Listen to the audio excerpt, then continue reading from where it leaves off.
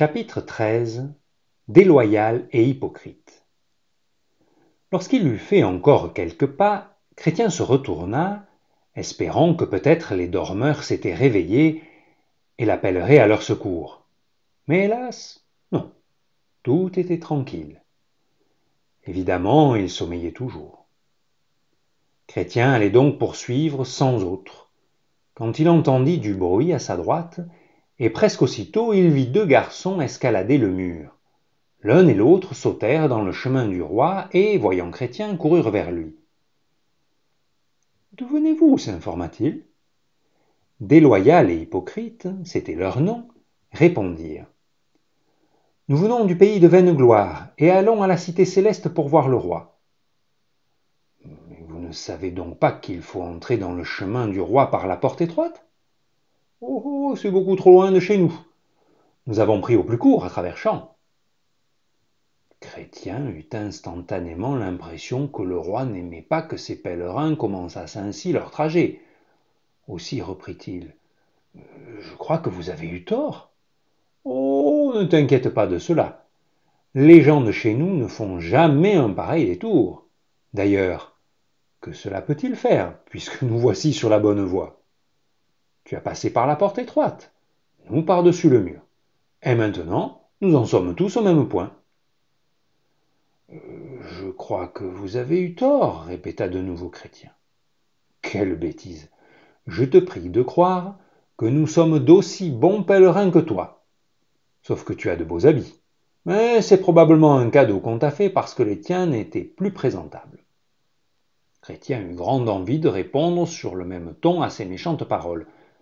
Mais son livre lui avait appris que les serviteurs du roi doivent toujours parler avec douceur, même à ceux qui sont en colère contre eux. Il fit donc un effort sur lui-même pour ne pas se fâcher et répondit. « Vous avez parfaitement raison. Mes vêtements étaient déchirés et en très mauvais état. Et c'est le roi qui m'a donné ceci. Aussi, je suis bien sûr qu'il me reconnaîtra pour l'un de ses pèlerins quand j'arriverai en sa présence. Et puis, l'être brillant a mis le sceau du roi sur mon front. Et j'ai aussi un rouleau que je devrais montrer en entrant dans la cité. Vous n'avez rien de tout cela, parce que vous n'êtes pas entré par la porte étroite. » Pour seule réponse, les garçons se mirent à rire, en sorte que Chrétien les quitta et continua à marcher. Il arriva bientôt au pied de la colline Difficulté. Le chemin du roi aboutissait au sommet de cette butte, et petit Chrétien savait que, bien qu'elle fût escarpée et très raide, il fallait qu'il la gravît vaillamment. Une source d'eau fraîche jaillissait parmi les cailloux, et comme il avait grand soif, Chrétien en but quelques gorgées, puis, courageusement, il se mit à escalader le sentier rocailleux. Déloyal et hypocrite marchaient à quelque distance de Chrétien. Lorsqu'ils arrivèrent à la colline, ils virent deux chemins. L'un tournait à droite, l'autre à gauche. Mais l'un et l'autre s'éloignaient de la vraie direction. « À quoi bon grimper là-haut? Ces lacets font le tour du coteau, ainsi ils doivent rejoindre le chemin du roi de l'autre côté. Et ils ont moins l'avantage de ne pas être raides et pénibles. » Déloyal décida. « Je vais suivre celui-ci. » Et hypocrite. « Moi je passerai par là. » Et les deux garçons se séparèrent, persuadés qu'ils allaient se retrouver sous peu. Mais voilà.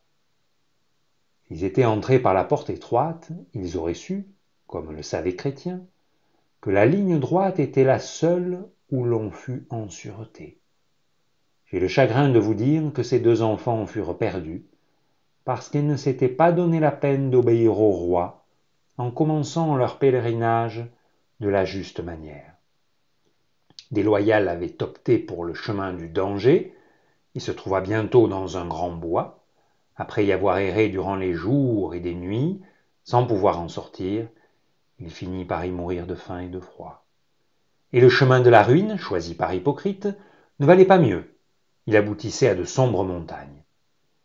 Hypocrite les arpentant en tous sens, mais un jour son pied glissa, il tomba sur un rocher et fut si grièvement atteint que lui aussi périt misérablement.